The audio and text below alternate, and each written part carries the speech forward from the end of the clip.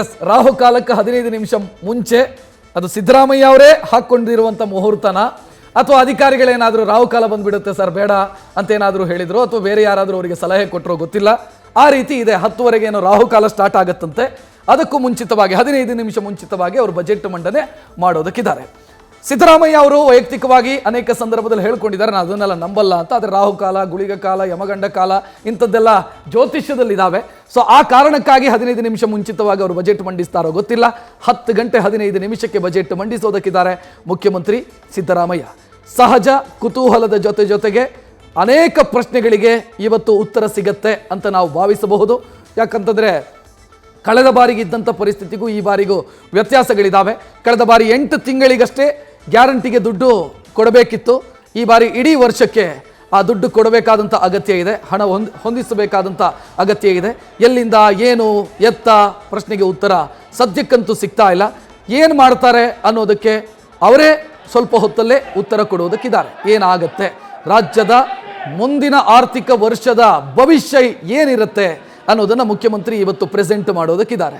So ಅಲ್ಲಿ ಪ್ರಶ್ನೆ ಒಂದು, ಗ್ಯಾರಂಟಿಗೆ ಕೊಡಬೇಕಾದಂಥ 58,000 ಕೋಟಿ, ಅದರ ಜೊತೆಗೆ ನೀರಾವರಿ ಯೋಜನೆಗಳು, ಲಾಂಗ್ ಪೆಂಡಿಂಗ್ ನೀರಾವರಿ ಯೋಜನೆಗಳಿದ್ದಾವೆ ಈ ರಾಜ್ಯದಲ್ಲಿ. ಅದು ಹೆಂಗೆ ಅಂತಂದರೆ, ನೀರಾವರಿ ನಿಮಗೆ ಜಲಸಂಪನ್ಮೂಲದ ಬಜೆಟ್ ಇರೋದು 20,000 ಕೋಟಿ ವರ್ಷಕ್ಕೆ.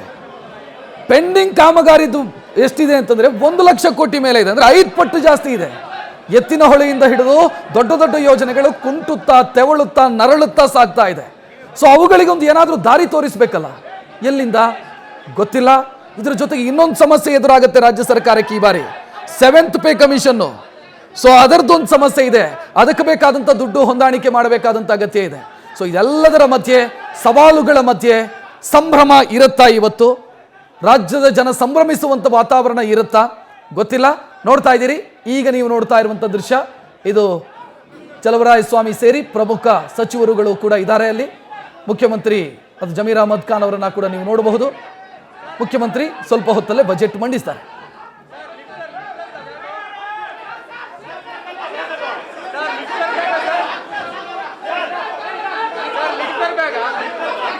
ಒಂದಿಷ್ಟು ಪ್ರಶ್ನೆಗಳು ಆರ್ಥಿಕ ತಜ್ಞರು ಕೂಡ ಕೇಳ್ತಾ ಇದ್ದಾರೆ. ನೀವು ಸಾಲ ತರ್ತೀರಿ, ಓಕೆ, ಸಾಲ ತಂದು ಎಲ್ಲಿಗೆ ಹಾಕ್ತೀರಿ ದುಡ್ಡು ಅನ್ನೋದು ಬಹಳ ಮುಖ್ಯ.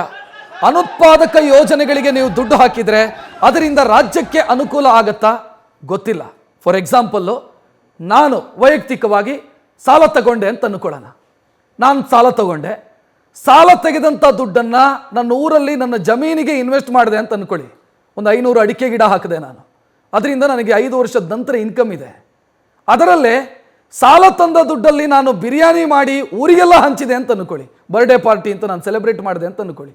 ಅದರಿಂದ ದುಡ್ಡು ಹುಟ್ಟೋದಿಲ್ಲ, ವಾಪಸ್ ಬರೋದಿಲ್ಲ. ಸೊ ನೀವು ಸಾಲ ತಂದ ದುಡ್ಡನ್ನು ಎಲ್ಲಿಗೆ ಬಳಸ್ತೀರಿ ಅನ್ನೋದು ಬಹಳ ದೊಡ್ಡ ಪ್ರಶ್ನೆ. ಅದು ವಿವೇಚನೆ. ಆ ವಿವೇಚನೆ ಇದೆಯಾ? ಈ ಜನಪ್ರಿಯತೆಯ ಗೀಳಿಗೆ ಬಿದ್ದ ಸಂದರ್ಭದಲ್ಲಿ ವಿವೇಚನೆ ಮರೆತು ಹೋಗುತ್ತೆ. ಸೊ ಈ ದೊಡ್ಡ ಪ್ರಶ್ನೆ ಇದು ಎಲ್ರಿಗೂ ಕೂಡ. ನಾನು ಸಿದ್ದರಾಮಯ್ಯ ಅವರು ಅಂತ ಹೇಳ್ತಾ ಇಲ್ಲ, ಎಲ್ಲ ಮುಖ್ಯಮಂತ್ರಿಗಳನ್ನೂ ಕಾಡಿದಂಥ ಪ್ರಶ್ನೆ ಇದು. ವಿತ್ತೀಯ ಶಿಸ್ತು ಅಥವಾ ಜನಪ್ರಿಯತೆ ಅಂತ ಬಂದಾಗ ಜನಪ್ರಿಯತೆಯನ್ನು ಆಯ್ಕೆ ಮಾಡಿಕೊಳ್ತಾರೆ ರಾಜಕಾರಣಿಗಳು. ಬಟ್ ವಿತ್ತೀಯ ಶಿಸ್ತು ಕಳೆದು ಹೋಗುತ್ತೆ. ಆಗಲೇ ಹೇಳಿದೆ, ಸಾಲ ಮಾಡಿ ಬಿರಿಯಾನಿ ಹಂಚಿದಂಗೆ ಆ ಪರಿಸ್ಥಿತಿ ಆಗತ್ತಾ ಅಂತ. ನಾನು ವೆಂಕಟರೆಡ್ಡಿ ಅವರನ್ನ ಇದಕ್ಕೆ ರಿಯಾಕ್ಷನ್ ಕೇಳಬೇಕು. ಬಹುಶಃ ಕೃಷಿ ಕ್ಷೇತ್ರವು ಕೂಡ ದೊಡ್ಡ ನಿರೀಕ್ಷೆಯನ್ನು ಇಟ್ಟುಕೊಂಡಿದೆ. ಬಟ್ ಪರಿಸ್ಥಿತಿ ಹಿಂಗಿದೆ. ನನ್ನ ಕಳೆದ ಬಾರಿಯ ಬಜೆಟ್ ಕಾಪಿಯನ್ನು ನೋಡಿದ್ರು ನಾವು ದೊಡ್ಡ ನಿರೀಕ್ಷೆ ಇಟ್ಕೊಳ್ಳುವಂಥ ಹಂತದಲ್ಲಿ ಇಲ್ಲ ಅಂತ ನಾನು ಭಾವಿಸ್ತೀನಿ. ಏನು ಹೇಳ್ತೀರಿ ಸರ್? ಸರ್, ಇವಾಗ ನಿರೀಕ್ಷೆ, ಆಸೆ, ನಿರಾಸೆ. ಆದರೆ ನನಗೆ ತಿಳಿದು ಬಂದ ಮಟ್ಟಿಗೆ VC ಫಾರ್ಮ್ ಕಾವೇರಿ ಕಮಾಂಡ್ ಏರಿಯಾದಲ್ಲಿ ಒಂದು ಹೊಸ ಕೃಷಿ ವಿಶ್ವವಿದ್ಯಾನಿಲಯನ ಪ್ರಾರಂಭ ಮಾಡ್ತಾರೆ, ಈ ಬಡ್ಜೆಟಲ್ಲಿ ಅನೌನ್ಸ್ ಮಾಡ್ತಾರೆ ಅಂತ ನನಗೆ ಸುದ್ದಿ ಬಂದಿದೆ. ಇವಾಗ ಇರೋ ವಿಶ್ವವಿದ್ಯಾನಿಲಯಗಳಲ್ಲೇ 60% ಪ್ರೊಫೆಸರ್ ಪೋಸ್ಟ್ ಖಾಲಿ ಇದೆ, ಸೈಂಟಿಸ್ಟ್ ಪೋಸ್ಟ್ ಖಾಲಿ ಇದೆ. ಚಾಮರಾಜನಗರದಲ್ಲಿ ಅಗ್ರಿಕಲ್ಚರ್ ಕಾಲೇಜಲ್ಲಿ 10 ಜನ ಟೀಚರ್ಸ್ ಇದ್ದಾರೆ. ಇಂದು ಹೊಸ ವಿಶ್ವವಿದ್ಯಾನಿಲಯ ಮಾಡಿ ಒಂದು ವೈಸ್ ಚಾನ್ಸ್ಲರು 4 ಆಫೀಸರ್ಸ್ ಮಾಡಿ ಇರೋ ಬಡ್ಜೆಟ್ನ ಸ್ಪ್ಲಿಟ್ ಮಾಡಿದರೆ ಏನೂ ಉಪಯೋಗ ಆಗಲ್ಲ, ರೈತರಿಗೂ ಉಪಯೋಗ ಆಗಲ್ಲ.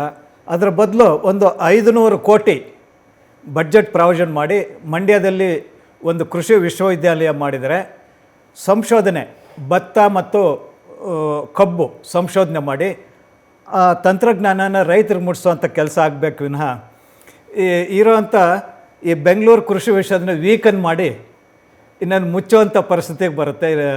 ಡ್ರೈಲ್ಯಾಂಡ್ ಅಗ್ರಿಕಲ್ಚರ್ ಮಾಡ್ತಾರೆ, ಇದೊಂದು. ಆಮೇಲೆ ಸಾಲ ಮನ್ನಾ ಅಂತೂ ಮಾಡಿದ್ರೂ ಮಾಡ್ಬೋದು, ಯಾಕಂದರೆ ಎಲೆಕ್ಷನ್ಸ್ ಬರ್ತಾಯಿದೆ. ಕೃಷಿ ಸಾಲ ಮನ್ನಾ ಇಲ್ಲ ಅಂದರೆ ಕೊನೆಯ ಪಕ್ಷ ಬಡ್ಡಿ, ಕೃಷಿ ಸಾಲದ ಮೇಲೆ ಬಡ್ಡಿನ ಮನ್ನಾ ಮಾಡ್ತಾರೆ, ಮನ್ನಾ ಮಾಡಬಹುದು. ಲಾಸ್ಟ್ ಟೈಮ್ ಒಂದು ಅನೌನ್ಸ್ ಮಾಡಿದ್ರು ಅವರು, ಅಂದ್ರೆ ನೀವು ಅಸಲು ಕಟ್ಟಿ ಬಡ್ಡಿ ಮನ್ನಾ ಆಗುತ್ತೆ, ಅದು ದೀರ್ಘಾವಧಿ ಮತ್ತು ಮಧ್ಯಮಾವಧಿ ಇನ್ ಟೈಮ್ ಕಟ್ಟಿದ್ರೆ 3% ಸಬ್ಸಿಡಿ ಇಂಟ್ರೆಸ್ಟ್ ಸಬ್ವೆನ್ಷನ್ ಅಂತ ಫೈನಲ್ ಆಗಿ ಇಂಪ್ಲಿಮೆಂಟ್. ಕಡಾಡಿ ಅವರು ಇಂಟರ್ವ್ಯೂ ಕೇಳ್ತಾ ಇದ್ರೆ, ಏನ್ ಕಡಾಡಿ ಅವರೇ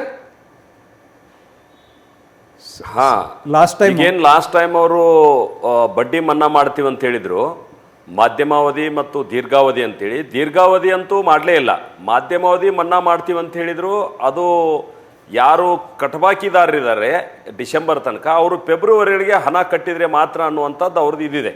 ಸೊ ಬರಗಾಲದಲ್ಲಿ ದುಡ್ಡಲ್ಲಿ ಕಟ್ಟೋದು ಪಾಪ ರೈತರು. ಯಾರು ಹಣ ಕಟ್ಟಲಿಲ್ಲ ಅವ್ರಿಗೆ ಆರ್ಥಿಕವಾಗಿ ಅಲ್ಲ ದುಡ್ಡು ಇದ್ರೆ ತಾನೇ ಕಟ್ಟೋದು. ಕಡಾಡಿ ಅವರೇ ಕಟ್ಟಿದ ಮೇಲೆ ಮನ್ನಾ ಮಾಡ್ತೀವಿ ಅಂತ ಹೇಳಿದ್ರೆ, ನಾನು ಅದನ್ನೇ ಹೇಳೋದು, ನಾನು ಹಸುವಾಗಲಾರದೆ ಇರುವಂತ ಒಂದು ಗುಳಿಗೆ ಕೊಡ್ತೀನಿ, ನನಗೊಂದು ರೊಟ್ಟಿ ಕೊಡ್ರಿ ಅಂತ ಹೇಳಿದಂಗೆ ಇದೆ ಕರ್ನಾಟಕ ಸರ್ಕಾರ. ಎಸ್ ಒಂದೇ ನಿಮಿಷ ಬಂದೆ ವೆಂಕಟರೆಡ್ಡಿ ಅವರೇ. ಬಹುಶಃ ಈ ಪರಿಸ್ಥಿತಿಯಲ್ಲಿ ಇನ್ನೊಂದಂದರೆ, ಈ ವುಮೆನ್ ಸೆಲ್ಫ್ ಹೆಲ್ಪ್ ಗ್ರೂಪ್ಸ್ ಹಳ್ಳಿಯಲ್ಲಿ ಏನಿದೆಯೋ ಅವರು ಸಾಲ ಮನ್ನಾ ಮಾಡ್ತಾರೆ ಅಂತ ಹೇಳ್ತಾ ಇದ್ದಾರೆ. ಅದ್ರ ಬದಲು ನಮ್ಮ ಸಾರ್ ಹೇಳಿದಂಗೆ ಈ micro small and medium enterprises, ಸಣ್ಣ ಮತ್ತು ಅತಿ ಸಣ್ಣ ಉದ್ಯಮಗಳಿಗೆ ಕೃಷಿ ಆಧಾರಿತ ಮೌಲ್ಯವರ್ಧಿತ ಈ ಸಂಸ್ಥೆಗಳಿಗೆ ಒತ್ತು ಕೊಟ್ಟರೆ ಕೊನೆಯ ಪಕ್ಷ ಕೃಷಿಗೆ ಒತ್ತು ಕೊಟ್ಟಂಗಾಗುತ್ತೆ, ಇಂಡಸ್ಟ್ರಿಗೂ ಒತ್ತು ಕೊಟ್ಟಂಗಾಗುತ್ತೆ, ಎಂಪ್ಲಾಯ್ಮೆಂಟ್ ಜನ್ರೇಷನೂ ಆಗುತ್ತೆ, ಮಾರ್ಕೆಟ್ ಕ್ರಿಯೇಷನ್ ಆಗುತ್ತೆ. ಇದಕ್ಕೆ ಒತ್ತು ಕೊಡಲಿಲ್ಲ ಅಂದರೆ ಕೃಷಿ ಸಮ್ಮಾನಿದ್ದು 2 ಕಂತು ನಿಲ್ಲಿಸ್ಬಿಟ್ರು. ಈ ಕಳೆದ ಬಜೆಟ್ ಅಲ್ಲಿ ರಾಜ್ಯ ಸರ್ಕಾರ ಕೊಡ್ತಾ ಇದ್ದಂತ 2 ಕಂತನ್ನು ಸ್ಟಾಪ್ ಮಾಡಿಬಿಟ್ರು. ಅದನ್ನ ರೀಸ್ಟಾರ್ಟ್ ಮಾಡ್ತಾರೆ ಅನ್ನೋ ಒಂದು ನಿರೀಕ್ಷೆ ಇದೆ, ಆಗಲ್ಲ. ಅದು ಕೂಡ ಸೆಂಟ್ರಲ್ ಗೌರ್ಮೆಂಟ್ ಇಂದ ಅದು 3 ಕಂತು, ರಾಜ್ಯ ಸರ್ಕಾರ ಒಟ್ಟು 5 ಇನ್ನೆರಡು ಕಂತು ಸೇರಿಸಿ ಕೊಡ್ತಾ ಇತ್ತು ಹಿಂದಿನ ಸರ್ಕಾರ ಇದ್ದಾಗ, ಸ್ಟಾಪ್ ಆಗಿದೆ. ಸುರೇಶ್, ನ್ಯೂಸ್ ಫಸ್ಟ್ ನಿರ್ಭೀತಿಯಿಂದ ನಿಮ್ಮ ಪರವಾಗಿ.